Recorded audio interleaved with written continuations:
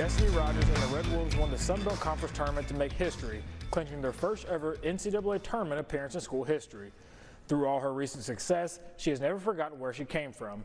As Rogers and the Red Wolves march to the tournament, not only is she looking to lead A-State to greatness, but also inspire those in a place she's all too familiar with. I take a lot of pride in where I'm from. I'm from South Arkansas. There's nothing there. I'm not supposed to be here. And so my message to anybody in South Arkansas, I just want them to be able to look at me and say, hey, if she made it out, we can too. And so I hope to be that inspiration for people back home. And I will forever rep Strong, Arkansas. Even when people don't know it, I say I'm from Strong, Arkansas. Strong, Arkansas native Destinee Rogers has helped make history for Arkansas State University. After winning the SBC tournament, the Red Wolves are set to appear in the NCAA tournament for the first time in school history. Rogers is no stranger to being a part of history. The first African-American female coach to win a game at Arkansas State, the first full-time African-American female head coach in A-State history, and many more accomplishments throughout her coaching and playing career. Rogers brings a special passion to the game, but even with the love of basketball, coaching wasn't always the end goal.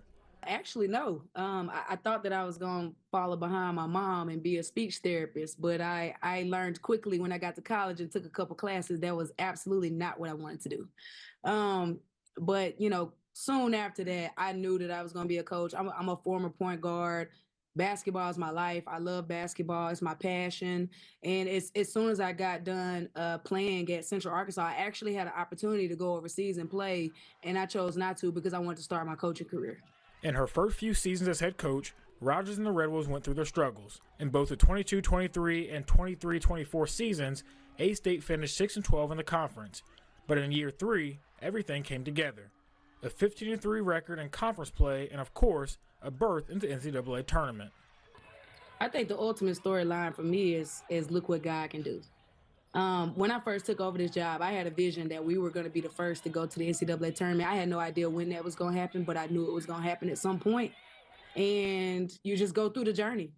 And while you look at those first 2 years and, you know, deem them unsuccessful, I don't even think about those 2 years now, you know, thinking about this year. I think that it's just part of the journey. It was a part of a learning curve for me as a new young head coach. And honestly, you know, when you look at it, I think it was necessary. I think it was necessary for me as a young head coach to go through the things that we went through because I learned more in those 2 years that I'll be able to take with me for the rest of my career. The Red Wolves have been a team underestimated all season long, but they simply continue to trust the process. Seeing her vision come true, a feeling like no other. Overwhelming. You know, as a senior in college, we went 16-2 in conference, and we were picked to win the tournament. And we get to the tournament and we lose. And so being a part of a team that wasn't picked to win it and actually gets it done, I thought it was a beautiful story. You know, because a lot of, like you said, a lot of teams, they get to that moment and they don't make it happen. And the moment was not too big for this team. This team wanted it. And you could just see the determination in their eyes, their will to win. When we went to overtime, I knew that our players were not going to let us lose that game. And you could just see it in the huddle that they were prepared and they were ready to go.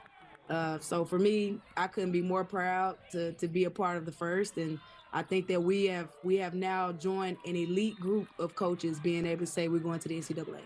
Regardless of what outsiders were saying about this team, Rogers always knew this was a special group that had the potential to do special things. Well, she was right.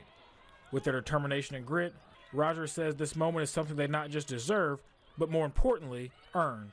I think that you just saw a different level of buy-in, a different level of belief in the coaches and in the program, and look what we did. And so to say that in year 3, we made history and we're the first team to take this program to the NCAA tournament, I think I'd call that pretty successful. There's a lot of coaches in this business that have never won a tournament championship, and we did in year 3 of me being a head coach. So I definitely count that as a huge blessing from God. But remember, this is March Madness. This is a team that's not just happy to be there. This is a team looking to shake things up. Then again, that is what this team has done all year long. They want to keep it going. And we're a team full of underdogs. We've been betted against all year. This game ain't going to be no different.